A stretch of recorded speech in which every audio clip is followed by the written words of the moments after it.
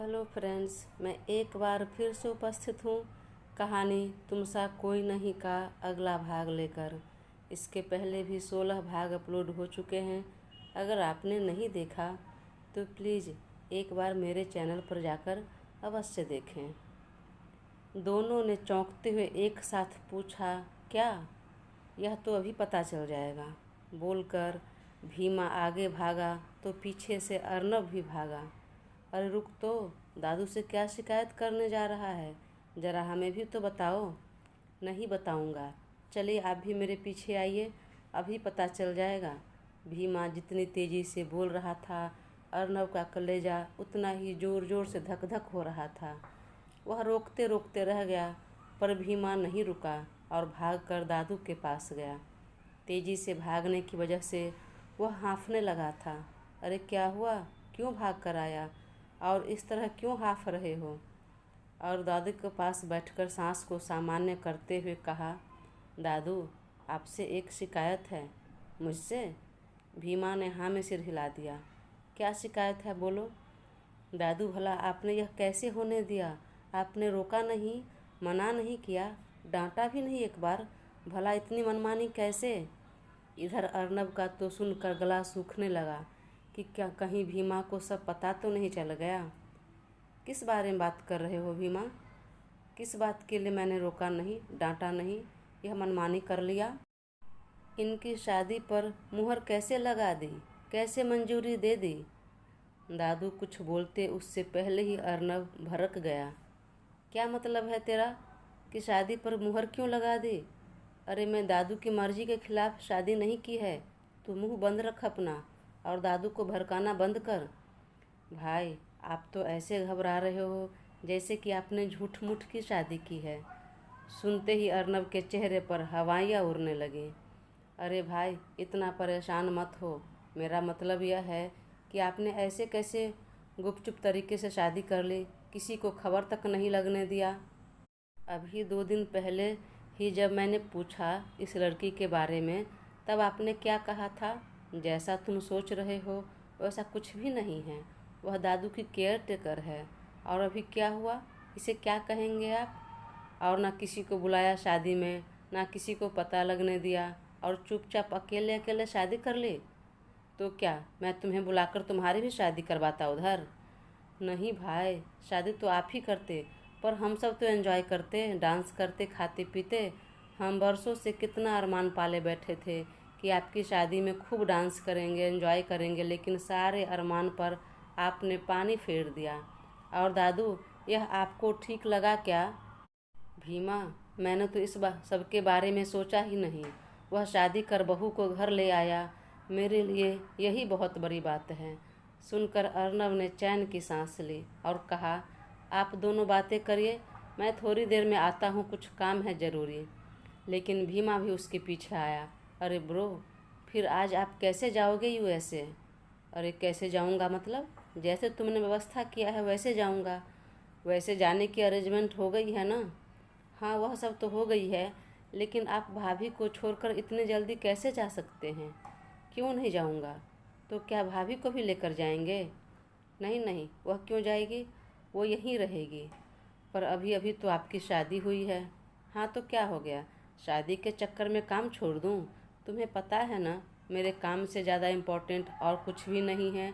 और वैसे 1 सप्ताह में मैं वापस आ भी जाऊँगा। लेकिन क्या दादू मानेंगे? हाँ, अवश्य मानेंगे। तभी उसे याद आया कि अब तक अदिति गीले कपड़े में ही होगी। फिर उसने भीमा को बोलकर तुरंत कपड़े वाले को बुलाया।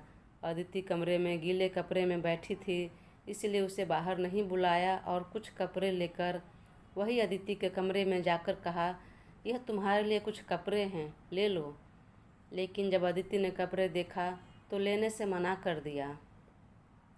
नहीं, यह काफ़ी महंगे कपड़े हैं, मैं अफोर्ड नहीं कर सकती, तो मैं यह नहीं लूँगी। तो मेरे जो कपड़े हैं प्लीज़ वही मंगा दीजिए। अरे लेकिन मैं तुम्हें दे रहा हूँ गिफ्ट के तौर पर, तो ले लो ना। आप मुझे गिफ्ट के तौर पर दे रहे हैं, लेकिन किस हक से? और किस हक से मैं गिफ्ट ले लूँ? मैं आज ही जॉब ज्वाइन की हूँ और आज ही आप मुझे गिफ्ट दे दिया, क्यों? मुझे यानी अपने एम्प्लॉय को इम्प्रेस करने के लिए, या मुझ पर दया आ रही है? नहीं नहीं, याद आया, ना दया आ रही है ना इम्प्रेस करने के लिए, बल्कि बदला लेने के लिए, मेरे ऊपर एक और एहसान बढ़ाने के लिए, ताकि मैं आपके एहसान तले हमेशा दबी रहूं, कभी मुक्त ना हूं, और जब आपकी मर्जी हो तब उसकी वसूली करे अपने हिसाब से। याद है ना, आपने ही कहा था, मैं बिजनेसमैन हूँ, बेवकूफ़ नहीं, और घाटे का सौदा नहीं करते आप। जितना इन्वेस्ट करते हैं उससे कई गुना ज़्यादा वसूल करते हैं। कहीं आप इसकी वसूली करने लगे तो मैं कहाँ से चुकाऊंगी? नहीं, यह मुझे नहीं चाहिए। अर्नब भौंचक्का उसे देखता रह गया। वहीं अदिति फ़ैन ऑन कर अपना कपड़ा सुखाने की कोशिश करने लगे। ये बेवकूफ़ों वाली हरकतें मत करो, ठंडी का महीना है, इस तरह गीले कपड़े में रहोगी ऊपर से फ़ैन के नीचे तो ठंड लग जाएगी, बीमार पड़ जाओगी। और हाँ, मुझे भी कोई शौक़ नहीं है तुम्हें गिफ्ट देने की या तुम्हारे लिए कुछ लाने की। अभी तुम्हें ज़रूरत है इसलिए दे रहा हूँ। और हाँ, इसके पैसे भी मैं तुम्हारी सैलरी में से काट लूँगा, तो ले लो, इसे रख लो अभी। और अगर कोई भी ज़रूरत की चीज़ें हैं तो कह दो, मैं लाकर रख देता हूँ, क्योंकि मैं कुछ दिनों के लिए आउट ऑफ इंडिया जा रहा हूँ अपने बिजनेस के सिलसिले में। ठीक है, जाइए, मुझे किसी चीज़ की ज़रूरत नहीं। और तब वो कपड़े लेकर बाथरूम में चली गई। वहीं अर्नब बाहर निकल गया। कुछ देर में अदिति बेबी पिंक कलर की ड्रेस पहनकर बाहर निकली। मैचिंग बिंदी चूड़ी पहन लिया, श्रृंगार कर लिया, लेकिन सिंदूर नहीं लगाई, और दुपट्टे को सिर के ऊपर रख लिया और झट से दादू के पास आई और पैर छूकर आशीर्वाद लिया।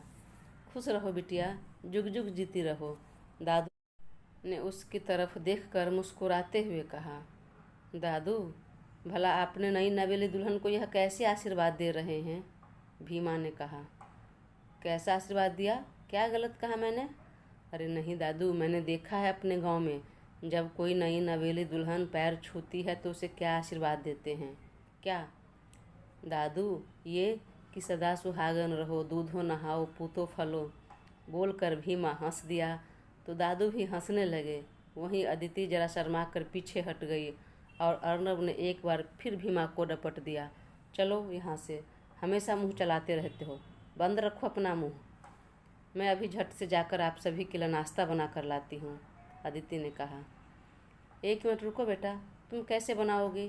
तुम्हें क्या हम सब के बारे में पता है? कौन क्या खाता है, किसे क्या पसंद है? वह तो नहीं पता है दादू, लेकिन हरी काका और आशा काकी है ना, उन दोनों से पूछ लूँगी। देर हो रही है, मैं झटपट बना कर आती हूँ। अरे भाभी, लेकिन आप रसोई में ऐसे कैसे चली जाएंगी? आज आपकी पहली रसोई है, उसका मुहूर्त होता है, चूल्हा पूजन होता है, उसके बाद मीठा बनाया जाता है, फिर कुछ और बनता है ना भाभी? यही होता है ना, मैंने सही कहा ना? अब अदिति क्या बोले, तो उसने चुपचाप हाँ में सिर हिला दिया। वहीं अर्नब ने अपना सिर पकड़ लिया। यह गधा लगता है आज के आज हमारी पोल खोल कर रहेगा। तू अकेले में मिल, फिर तुझे बताता हूँ बेटा, मार मार कर तेरी हालत खस्ता करता हूँ। पर दादू सबकी बातें और फेस एक्सप्रेशन को नोटिस करते हुए कहा, ठीक है, आशा और हरी को बोल दो कि बहू के हाथों कुछ बनवा दे। दादू रहने दीजिए ना, मैं ही जाकर पूजा करवा देता हूँ। चलो अदिति, तुम्हें मीठे में क्या बनाने आता है? मतलब क्या बनाना आता है, जानती हो तुम बनाना? मुझे सब कुछ बनाने आता है, जो आप लोग कहे वही बना देती हूँ। दादू आप क्या खाएंगे? खीर, सूजी का हलवा, गाजर का हलवा, या फिर बेसन के लड्डू, नारियल के लड्डू, या और भी कुछ चीज़ तो बता दीजिए, मैं बना देती हूँ। अदिति ने जितने तेज़ी से सब चीज़ों का नाम लिया, उतनी ही तेज़ी से अर्नब को झटका लग रहा था। क्या बात है, इस लड़की को इतना सब वाकई बनाने आता है या सिर्फ दादू के सामने हाँक रही है? अदिति ने जब अर्नब को देखा तो मन में कहा, ये ऐसे क्यों देख रहे हैं मुझे? क्या यकीन नहीं हो रहा इन्हें कि मैं वाकई ये सब कुछ बना लूँगी? यह सब जो भी मैंने कहा वो बनाना जानती हूँ, और मैं हाँक नहीं रही, फेंक नहीं रही हूँ। ठीक है, समझ गया, इतनी सारी चीज़ें रहने दो, बस सूजी का हलवा बना दो थोड़ा, दादू को बहुत पसंद है। और हाँ, चीनी ज़रा कम ही डालना, उनको शुगर है। चलो जल्दी, मैं हेल्प करता हूँ। मुझे आपकी हेल्प की ज़रूरत नहीं, मैं खुद कर लूँगी। तब अर्नब ने उसका हाथ खींचते हुए कहा, अरे हाँ हाँ, समझ गया, तुम सब कुछ कर लोगी। तुम तो मास्टर शेफ पंकज भदौरिया को भी पीछे छोड़ दोगी। चलो, ये रस्में होती है, घर में कोई और है नहीं तो रस्म अदायगी में मैं तुम्हारी थोड़ी मदद कर दूंगा, बनाना तुम्हें ही है। बोलकर हौले से आंखों से इशारा किया तो अदिति समझ गई और उसके पीछे चली गई और फिर हाँ में सिर हिलाते हुए रसोई में गई तो दोनों को देखकर हरी काका और आशा जी ने कहा, साहब, नाश्ता तो सबके लिए बन गया है, बड़े साहब के लिए भी बन गया है, तो क्या टेबल पर लगा दूँ? हाँ, लेकिन थोड़ी देर रुक जाओ और फिलहाल तुम दोनों रसोई से बाहर जाओ। तब दोनों निकल गए तो अदिति चारों तरफ नज़र दौड़ाकर सूजी ढूंढने लगी। नहीं मिल रहा है तो काका को बुलाऊं? नहीं, मैं ढूंढ लेती हूँ। देखो, सारे कनस्तर तो यही हैं, इसी में देखो होगा कहीं। तभी एक कनस्तर मिला जिस पर सूजी लिखा हुआ था। अदिति ने फटाफट निकाला और गैस पर कढ़ाई चढ़ाकर सूजी को भूनने लगी। फिर तुरंत फ्रिज में से दूध और कनस्तर से चीनी निकाल लिया। तेजी से चलते हुए उसके हाथ को देखकर अर्नब को यकीन हो रहा था कि ये वाकई बनाना जानती है। मन में बोलकर वह साइड में स्लैब से लगकर खड़ा हो गया और हाथ बांधकर उसे एकटक देखने लगा। तभी अदिति के बाल की कुछ लटें चेहरे पर आ गई तो अर्नब ने हाथ बढ़ाकर उसे कान के पीछे कर दिया तो अदिति ने उसका हाथ रोक दिया। इसकी ज़रूरत नहीं, मैं खुद कर लूँगी। पता है, पर घर के लोगों को पता चलना चाहिए ना कि हम दोनों पति पत्नी हैं। वैसे एक बात कहूँ, तुम्हारे बाल बहुत अच्छे हैं। पता है मुझे, बताने की ज़रूरत नहीं। फिर बोली, एक मिनट, मुझे सब कुछ तो मिल गया लेकिन ड्राई फ्रूट्स कहाँ हैं? अगर आपको पता है तो बता दीजिए, नहीं तो काका से पूछ कर आ जाइए। नहीं नहीं, मुझे पता है किस डब्बे में है, मैं अभी निकाल कर देता हूँ। फिर उसने निकाल लिया और चाकू से ड्राई फ्रूट्स काटने लगा। आप रहने दीजिए, नहीं होगा आपसे, मैं उसको खरल में डालकर कूट देती हूँ। आप रहने दीजिए, नहीं तो हाथ कट जाएंगे। अरे तुम ही कर लेना, मैं बस दिखाने के लिए कर रहा हूँ। फिर कुछ देर के लिए चुप्पी छा गई तो अर्नब ने कहा, वैसे मुझे चावल का खीर पसंद है। ठीक है, पर मैं सिर्फ दादू की केयर टेकर हूँ, उसके अलावा किसी और के नहीं। अरे, तो मैंने कब कहा तुम्हें कि तुम मेरे लिए खीर बनाओ? बस मैं तुम्हें अपनी पसंद बता रहा था। हाँ, पर मुझे आपकी पसंद नापसंद के बारे में जानने में इंटरेस्ट नहीं है। ठीक है, अब नहीं बताऊँगा मैं। वैसे बाहर जो तुम बोल रही थी, इतना सब कुछ सच में बना लेती हो? अदिति ने हाँ में सिर हिला दिया। वाह, वेरी गुड, अर्नब ने बोला। तभी चाकू फिसला और छोटी उंगली हल्की सी कट गई और उसमें से जरा सा ब्लड निकल गया। आह, कट गया, बोलते हुए अर्नब ने चाकू छोड़कर तुरंत अपनी उंगली की तरफ देखा। अदिति ने भी तुरंत गैस का लॉक कम किया और उसका हाथ पकड़ते हुए कहा, दिखाइए, ज़्यादा कट गया क्या? मैं मना कर रही थी, फिर भी आप सुने नहीं। बोलते हुए झट से उसकी उंगली पकड़कर अपने मुंह में डाल लिया। उसकी इस हरकत से अर्नब का पूरा तन मन झंझना गया, रोम रोम सिहर गया। उसने थूक निगलते हुए कहा, अरे छोड़ो मेरी उंगली, यह क्या कर रही हो तुम? लेकिन कुछ सेकंड तक अदिति ने उसे यूं ही मुंह में रखा, फिर बाहर करते हुए कहा, लीजिए, इससे ब्लड बहना जल्दी बंद हो जाता है। देखिए, बंद हो गया। अर्नब हंसने लगा। हाँ, बंद तो हो गया, लेकिन तुम मेरी पत्नी नहीं हो, फिर भी मेरा खून चूसना शुरू कर दी। अगर वाकई में मेरी पत्नी बन गई तो फिर क्या होगा? तब तो तुम रक्त पिशाचनी बन जाओगी, एक ही दिन में मेरा सारा खून चूस लोगी। अदिति ने तुरंत चाकू उठाया और कहा, भलाई का ज़माना नहीं है, लाइए, मैं वापस काट देती हूँ, अच्छे से खून बहने दीजिए। अरे नहीं, यह क्या कर रही हो तुम? बोलकर अर्नब पीछे हटा तो अदिति हंसने लगी और अर्नब भी। वही बाहर से देख रहा भीमा ने तुरंत यहाँ के सीन को भी मोबाइल में कैप्चर कर लिया। कुछ देर बाद हरी काका और अदिति ने मिलकर टेबल लगाया तो सभी एक साथ नाश्ता किया। हलवा वाकई बहुत अच्छा बना था। तभी भीमा ने कहा, भाभी, हलवा बहुत टेस्टी बना है और इससे मैं अंदाज़ा लगा सकता हूँ कि आप खाना बहुत अच्छा बनाती हैं। हाँ, मैं बहुत अच्छा खाना बनाना जानती हूँ। वाह, यह हुई ना बात, फिर तो समझिए कि भैया आपके पीछे लट्टू हो जाएंगे। वो खाने के बहुत शौकीन हैं। सुनकर अदिति ने धीरे से मुस्कुरा दिया। फिर भीमा बोला, दादू भाभी का नेक बनता है, दीजिए, और भाई आप भी दो।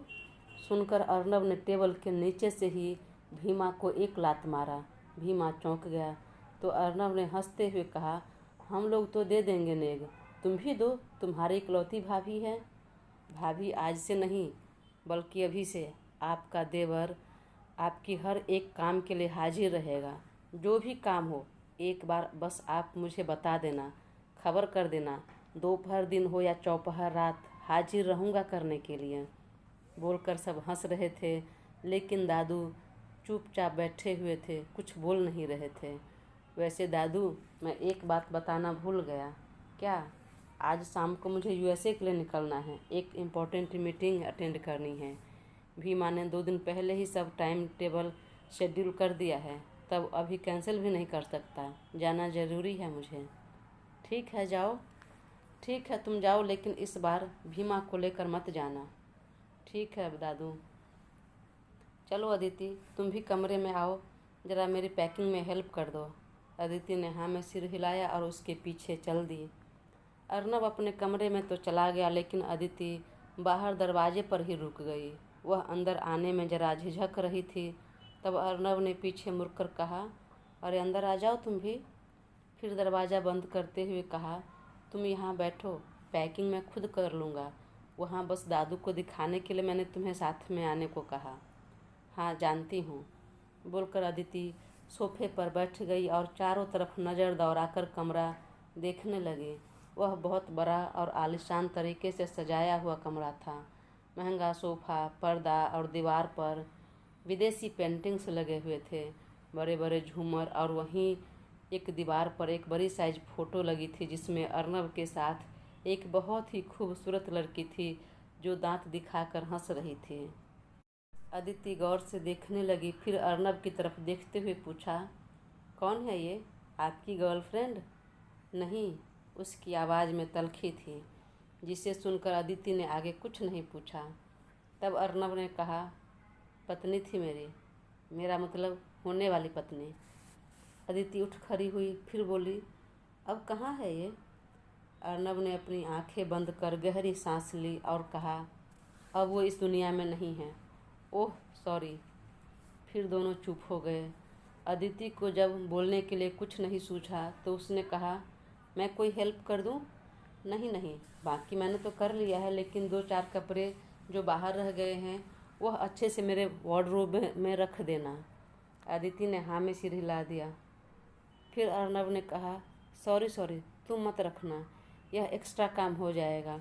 मैं हरी काका को बोल देता हूँ, वह रख देंगे, या नहीं तो ऐसे ही छोड़ देता हूँ, मैं आकर रख लूँगा। अरे टेंशन मत लीजिए, मैं अभी आपके सामने रख देता हूँ, और इसके पैसे नहीं लूँगी मैं, डोंट वरी। फिर झटपट उसके एक्स्ट्रा कपड़े उसके सामने ही वार्डरोब में रख दिया तो अर्नब मुस्कुराने लगा और तुरंत वहीं पर टी शर्ट निकाल कर कपड़ा चेंज करने लगा। यह देखकर अदिति की आंखें बड़ी हो गई। अरे यह आप क्या कर रहे हैं? यहाँ क्यों चेंज कर रहे हैं मेरे सामने? क्लोसेट रूम में जाकर या बाथरूम में जाकर चेंज कीजिए ना, मेरे सामने यूँ शर्टलेस क्यों हो रहे हैं? ओह सॉरी, ध्यान नहीं रहा, मैं अब तक कमरे में ही चेंज करते आया हूँ तो याद नहीं रहा, मैं अभी चला जाता हूँ। फिर रुक गया और बोला, जब शर्टलेस हो चुका हूँ तुमने देख लिया है तो अब क्या शर्माना और छुपाना।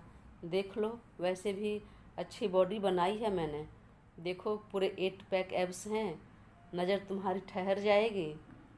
जिसको आप अच्छे लगेंगे ना वो अपनी नज़र ठहराएगी आप पर, उसकी नज़र ठहरेगी, मेरी नज़र नहीं ठहरने वाली आपके 6 पैक या 8 पैक एब्स पर। अर्नब हंसने लगा, तो मैं तुम्हें अच्छा नहीं लग रहा हूँ? अदिति ने कुछ जवाब नहीं दिया, बस एकटक देखने लगा। हंसते हुए अर्नब बेहद प्यारा लग रहा था, क्यूट सा, एकदम चॉकलेटी लुक था। तभी अर्नब बोला, वैसे तुम्हें कैसे लड़के पसंद हैं?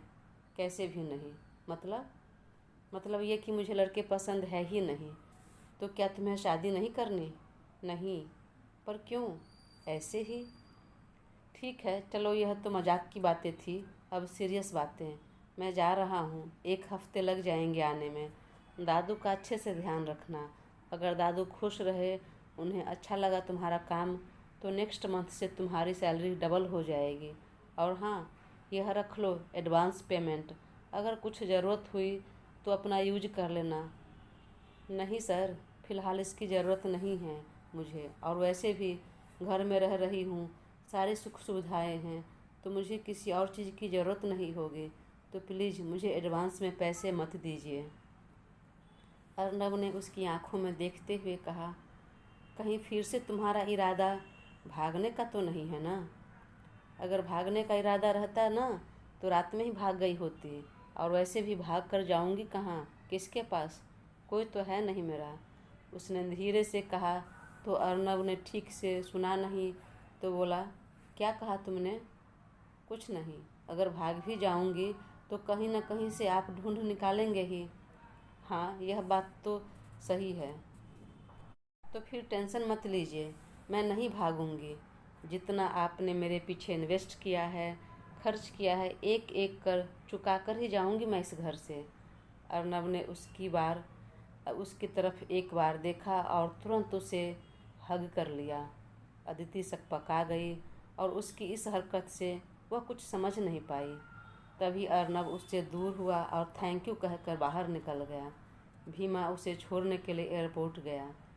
उधर मिस्टर खन्ना के कहने पर गार्ड ने कैमरा चेक किया तो अदिति एक छोटे से बैग हाथ में लिए जाते हुए दिखी। उसने तुरंत वह वीडियो मिस्टर खन्ना को भेज दिया। ओह गॉड, मतलब बच्ची भाग गई। लेकिन क्यों? यहाँ पर उसे क्या कमी थी? किस चीज़ की दिक्कत थी? और मैंने उसे कहा तो था कि इंडिया आकर तुम्हें जॉब लगवा दूंगा, किसी पर डिपेंड नहीं रहोगी। फिर भी उसे यकीन नहीं हुआ। हाँ, क्यों यकीन करती? बेचारी किस्मत की मारे थी। इतनी तकलीफ़ से उबरने के बाद भला किसी अनजान पर क्यों यकीन करेगी? लेकिन यहाँ से निकल कर कहाँ गई होगी, किसके पास? कहीं फिर दूसरी मुसीबत में फंस गई तो? नहीं, मुझे अभी के अभी दिल्ली लौटना होगा। फिर अपने काम से अर्जेंट छुट्टी लेकर तुरंत दिल्ली लौट आए और यहाँ लौटने के बाद एक बार फिर खुद से कैमरा चेक किया। वह रोड पर निकलती हुई दिखी, लेकिन उसके बाद कहाँ गई वह मन ही मन सोच रहे थे। फिर याद आया तो कि बाहर भी तो कैमरा लगा हुआ है, जिससे बाहर के रोड का भी सब दिखता है। और एक बार फिर पीछे वाला कैमरा चेक करता हूँ। और चेक किया तो वह रोड पर तेज़ तेज़ कदमों से जाती हुई दिखी। और अचानक तभी उसके सामने एक कार आकर रुकती है और उसमें से एक नौजवान निकलता है। वह अदिति से कुछ देर बातें करता है। कौन है ये? मन में बोलते हुए उन्होंने जूम किया तो अर्नब को देखकर उनके गुस्से का ठिकाना नहीं रहा। उन्होंने टेबल पर जोर से हाथ मारा। मुझे तो लग रहा था, 100% यकीन हो रहा था यह काम उसी का होगा। उसी ने ऐसा किया होगा। उस बच्ची को इतना मजबूर कर दिया होगा कि वह उसके साथ चली गई होगी। लेकिन वह उसे लेकर कहाँ गया होगा? मैंने उसे इतना मना किया, समझाया कि यह अब मेरी बेटी है, इसकी सारी जिम्मेदारी मैं उठाऊंगा, मेरी है। फिर भी उसे समझ नहीं आई वह क्यों मेरे पीछे लगा है और मेरे परिवार के पीछे पड़ा है। मेरी एक बेटी को तो मार दिया इसने, और अब जो दूसरी मिली है मेरे जीवन में आई, खुशी बन गई। सोचा था कि अब थोड़ा खुश रहूँगा, उसे भी अपने साथ ले आया, तो इसे भी नहीं छोड़ा। नहीं, अब मैं अभी के अभी सिंघानिया पैलेस जाता हूँ, उसकी खबर लेता हूँ। मैं यूँ उसे तो छोड़ूंगा नहीं। दोस्तों, कहानी आगे जारी रहेगी। प्लीज़ तब तक अपना साथ बनाए रखें और चैनल को सब्सक्राइब कर मुझे ज़रूर सपोर्ट करें। मैं बहुत जल्द नया भाग अपलोड करूँगी। Thank you.